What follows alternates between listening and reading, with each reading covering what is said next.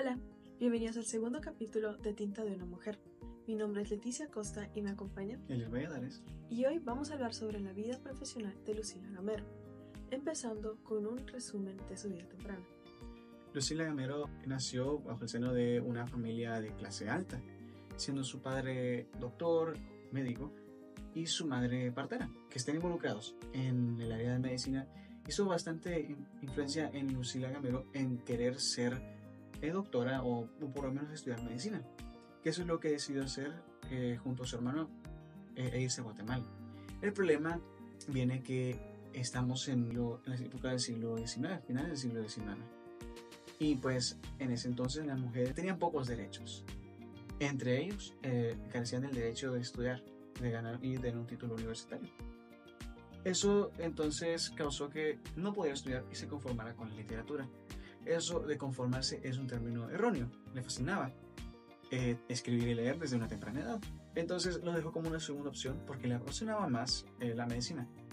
Bueno, resulta que desde sus 18 años ella empezó a publicar cuentos, novelas y revistas, ¿no? Siendo así que de sus primeras novelas saliera como a sus 21 años. Y por supuesto pasó el tiempo. A los 51 años aproximadamente, en 1924, sacó el título como médico y cirujano, así dedicándose al oficio de la farmacéutica, pero también pasaba involucrada en la literatura. Es decir, que en ese tiempo en el que no tenía permitido estudiar, se dedicó a la literatura, a escribir y a redactar. Estudiaba y también era escritora. Encontró un balance entre todo eso. Claro que aún después de su éxito universitario, siguió escribiendo hasta el día de su muerte.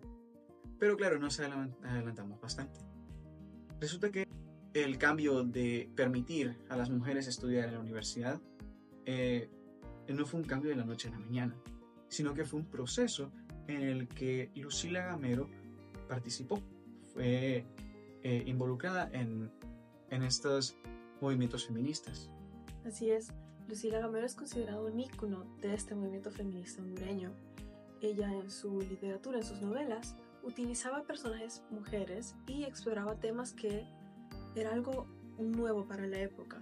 En sus novelas ella abarcaba temas como la exploración de la identidad femenina, también hacía crítica social y cuestionaba el rol de la mujer en la sociedad.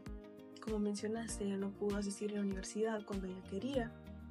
Entonces todos estos factores y también que ella creció durante la reforma liberal le crearon una mentalidad que era de cuestionar a la autoridad y de querer ser ella misma. Ella, claro que se crió durante la reforma liberal, pero su forma de escribir también era el romanticismo tardío, entonces tocaba bastantes temas durante sus obras. Sí, así como decís, el romanticismo era algo de la época y habían bastantes autores que escribían sobre el romance. Lo que le resaltaba a ella, como mencionamos, era la época en la que ella creció, que era de rebeldía, de nuevas ideas, y ella quería combinar esto con un género que a ella le gustaba, con el que ella resonaba, porque al final del día ella escribía lo que ella quería y mucho de lo que escribía reflejaba su vida personal. Hay rumores de que ella tenía problemas en su matrimonio y escribía sobre romances prohibidos, tensiones. Todo esto, más los factores de su niñez y su juventud, afectaron en su estilo literario. Por eso es romanticismo tardío, porque aunque escribía de estas cosas femeninas, ella siempre encontraba una manera de incluir la crítica social y de hablar sobre la hipocresía de la sociedad, del gobierno, de la iglesia. Era algo que no se veía con el romance. Pero, ¿qué hacía ella en sus obras para que fuera considerado feminista? Como mencioné anteriormente, solo tener personajes mujeres principales ya era algo que llamaba la atención. Pero lo que era clave era que ella exploraba lo que era ser mujer, lo que era ser la feminidad. Se expresaba con diferentes personajes que tenían diferentes problemas. En su novela La secretaria, ella aprovecha para cuestionar el trabajo de la mujer. ya que la personaje principal quería hacer algo más con su vida, pero en esa época lo más que podía hacer una mujer era ser secretaria. Muchas que fueron a la universidad era para ser secretarias. Y en otras de sus novelas también sigue explorando estos temas del rol de la mujer y de lo que ellas sentían, lo que ellas querían, una voz que no se escuchaba en la sociedad. Claro. Y de hecho, eso que exponía esa voz de la mujer resultó en que la iglesia y el gobierno la prohibieran por bastante tiempo. Porque, o sea, tomando esto de que uno dice con el estándar del feminismo actual que solo incluir personajes mujeres en sus historias que tengan un rol principal suena como muy poco, porque ya vemos en la actualidad obras que están plagadas, no podría decir plagadas, pero están llenas de personajes protagonistas mujeres, y tienen una idea diferente, porque en sus obras Lucila Gamero expone a estas protagonistas como, sí, personas con una manera de pensar liberal, pero que al final se terminan enamorando de un hombre. En el feminismo actual se considera como, no débil, pero no el objetivo que la mujer se termine casando, sino que encuentre se encuentre ella misma y el empoderamiento de la mujer en las historias, sin necesidad de un hombre, o sea, ser seres independientes también. Claro que estamos comparando épocas de la actualidad con el siglo XIX, tardío XIX y principios del siglo XX. Claro que va a ser diferente y va a estar menos evolucionado, pero simplemente que ella estuviera representando a estos personajes y esta visibilidad y esta perspectiva de las mujeres ya causaba bastante problema en la sociedad, sobre todo con el poder, ¿no? Con la gente que estaba en el poder, es decir, los políticos y la iglesia. Sí, eso es lo que ella escribe principalmente y lo que ella sentía. Vemos después cómo ella físicamente forma parte de este activismo en Honduras. Se une a los sufragios, empieza su revista Mujer Americana y forma parte de todos estos movimientos para llegar a un fin de conseguir el derecho a votar de la mujer. Ella logró ver este acontecimiento, claro, que se dio en 1955, logró su meta principal. Ahora vemos a muchas otras artistas, directores de cine, escritoras, que abarcan todos estos temas, claro, de una diferente manera, vivimos en otra época, pero muchos de estos patrones los vemos en las novelas de Lucila Gamero. Y es algo que te pone a pensar cómo una escritora mujer hondureña del siglo XIX pudo hacer tanto impacto en Latinoamérica, en el mundo, en lo que es ser mujer.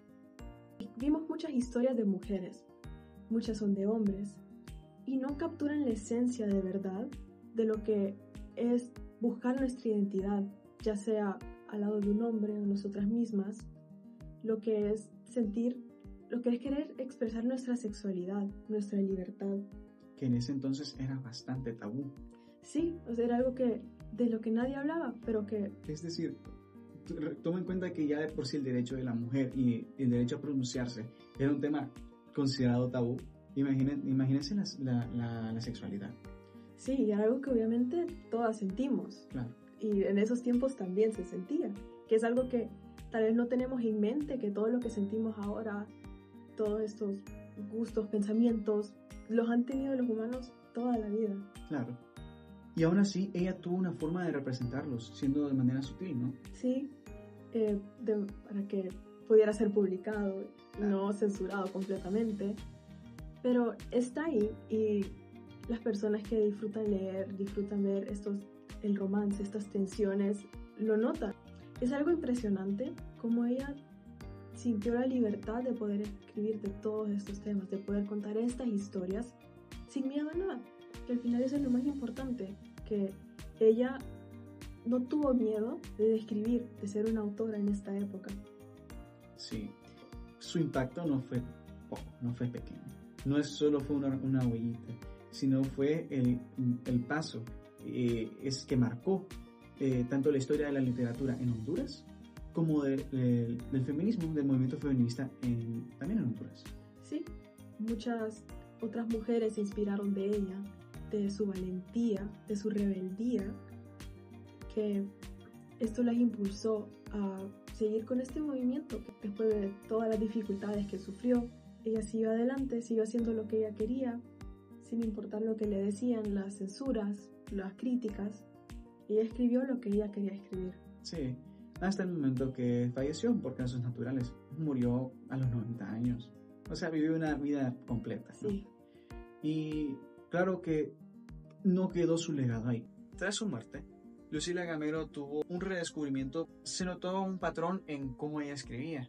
Es decir, que la crítica que recibía ella era que escribía básicamente de los mismos temas. Sí, a pesar de que ella escribía de estos temas que eran revolucionarios para la época, se repetían bastante. En una de sus novelas, Amor Exótico, que fue publicada en 1934, vemos como la personaje principal tenía dificultades con su identidad y conoce a un hombre y estos problemas se van resolviendo, encuentra su identidad con él. Después fue publicada Bettina en 1941, que igual es una mujer, tiene dificultades con su identidad, con la sociedad, y estos problemas se van resolviendo a medida que va conociendo a su pareja. Y Aida, que fue publicada en 1948, donde el personaje principal está cuestionando su identidad, su rol en la sociedad, lo que es ser mujer, y conoce a un hombre, su pareja, se le soluciona la vida. Ahora ya estos problemas quedan en el pasado, los resuelve junto a él. Este patrón se repite casi en todas sus novelas, en todos sus cuentos. Claro, hay cosas que cambian, el entorno, los personajes, algunos de los problemas, pero siempre vemos esto. La mujer de escasos recursos conoce a un hombre con dinero, se enamoran, no pueden estar juntos por el clasismo, la sociedad está en contra de eso, ella busca su identidad, quiere conocerse, critica lo que está pasando alrededor de ella y al final logran unirse o tal vez no, pero concluyen así. La mujer se encuentra con un hombre y quieren estar juntos. A pesar de ello, su legado fue bastante impactante y de paso también fue bastante popular después de su muerte, con el redescubrimiento que mencioné con anterioridad. Sus obras que más resaltaron fueron Blanca Olmedo, Adriana y Margarita, entre otras, que de hecho, de estas dos principales que mencioné, vamos a hablar en el siguiente capítulo. Y para finalizar, me parece importante recalcar cómo fue importante ella desde el principio como autora y como escritora y como representante de los derechos de la mujer desde antes de que fuera algo común en la sociedad. Fue una pionera, fue bastante icónica, importante y sobre todo inolvidable. Con eso podemos decir que Lucila Gamero en su vida profesional causó bastante impacto y logró bastantes cosas y logró también cumplir sus sueños, en especial el de convertirse en una médico. Así que tuvo un final feliz también ella. Se podría considerar así. Y bueno, con eso me gustaría terminar el episodio. Te agradezco a vos, Leticia, por estar y les agradezco por ver y espero que estén presentes para el siguiente capítulo. Va a estar emocionante. Muchas gracias.